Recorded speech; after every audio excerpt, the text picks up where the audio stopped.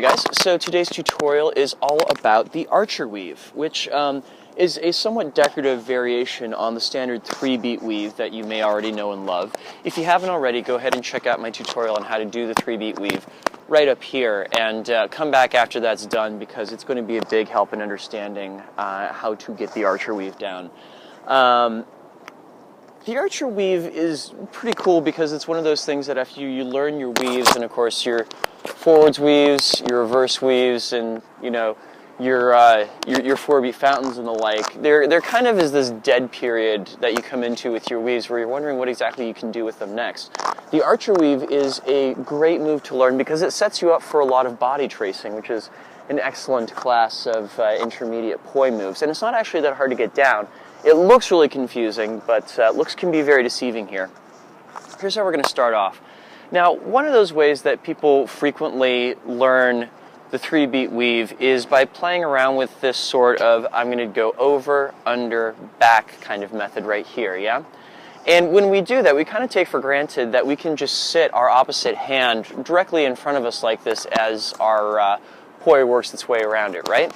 But it's just as legit an option to stick that hand directly out in front of you as far as it can reach and to do the same thing, because it turns out that the movements that the poi needs to do are not dependent upon where that other hand is. You might find you need to move it just slightly to the side in order to give the poi enough room to move around it, but quite frankly, you're going to be doing that anyway when you switch this into a 3-beat weave. And of course, you can do the movements surrounding a 3-beat weave by having that hand straight out in front of you and do, 1, 2 beats to the side, 1 beat back to normal, 1, 2 beats to the side, 1 beat back to normal like that. And when you add up these two pieces, that's really all there is to the archer weave. It is keeping one hand in your 3-beat weave right close to shoulder level and the other hand in your 3-beat weave far away from your body. And from the side, it winds up looking like this. Again, the pieces of that, if you just start off with the hand that's going to be closer, you're going to find that essentially you're moving your hand around the opposite shoulder to a certain degree, right? So we still have our, over, under, back movements in order to make the 3-beat weave work and everything. And once you're pretty comfortable with that, you can start letting out the poi in your other hand.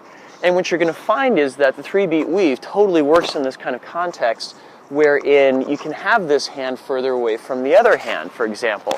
And of course, you can accomplish the exact same thing if you want to teach the other side how to do the exact same move. So say, with my right hand now, I'm going to go ahead and do that over, under, back movement around my left hand shoulder, right? And again, once that feels comfortable, I can start to let out the poi in my left hand.